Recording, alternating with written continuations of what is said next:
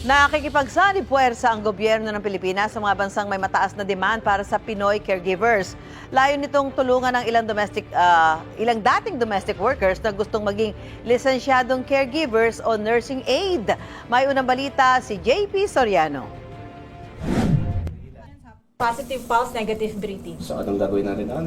Follow up? Follow up medical assistant as I do rescue breathing. Blow, 1, 2, 3, 2. Blow, 1, 2, 3, 4. Cardiopulmonary Resuscitation o CPR ang isa sa mga tinitiyak ng TESDA accredited school na ito sa Quezon City na naiintindihan ng husto ng kanilang estudyante gaya ni Bernalyn na dating domestic helper sa Saudi Arabia.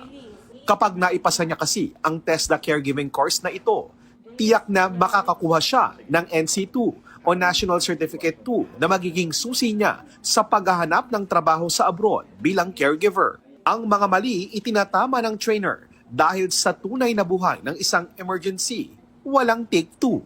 Saan paharap? Palayo sa'yo? Paharap sa'yo? po sa akin. Bakit kailangan paharap sa'yo? Para po makita ko yung Okay, face. kung magbabamit siya. Ayon kay Bernalyn, mahigit 20,000 pesos ang paunang sahod niya sa Saudi noon bilang domestic helper. Nakaranas din daw siya ng pang-aabuso sa unang naging employer. Pero kalaunan nakalipat siya at inalagaan ng isang lola na Saudi national na naging inspirasyon din niya para mag-aral ng caregiving. Pwede po mag-elevate. Pagka DH, wala. Parang doon ka lang eh. Pero kung kung mag-caregiver ka, pwede kang mag-upgrade. Pwede kang magtrabaho as a nurse aide someday. Bukod po kay Bernalyn, parami na rin po ng parami ang mga dating household service workers o domestic helpers na nag-aaral ngayon ng caregiving. Ayon po sa Department of Migrant Workers, puspusan ang ginagawa nilang pagsasanay sa mga kababayan nating dating nagtrabaho bilang DH para makapag-aral ng caregiving, makapaghanap ng trabahong may mas malaking sahod, mas malaking benepisyo at dagdag proteksyon.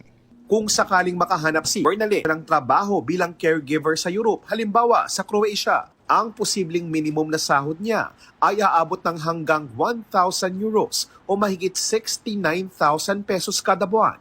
Hindi pa kasama rito ang overtime at iba pang benepisyo. Bumubuo na raw ng collab ang gobyerno ng Pilipinas sa mga bansang nangangailangan ng Pinoy caregivers na tutulong para sa pagsasanay sa mga dating domestic helpers na maging isang lisensyadong caregiver o nursing aid. Bukod pa ito sa programang meron na ang DMW at OWA para sa mga dating OFW na nais mag-aral ng mga bagong skills para makapag-level up ng ibang trabaho abroad. Kausap daw ng DMW ang mga bansa sa Middle East. Malaki rin daw ang demand sa Europe.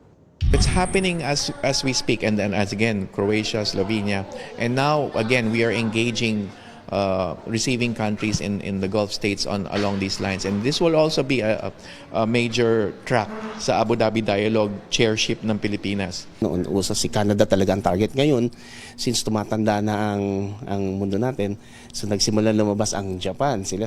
Tapos si Australia, New Zealand. Ngayon, yung Europe, medyo nagko-compete na sila ngayon, kaya nag-uunahan na. Kaya marami na umaangat na talaga na, sige, domestic work ako before, mag-caregiver ako.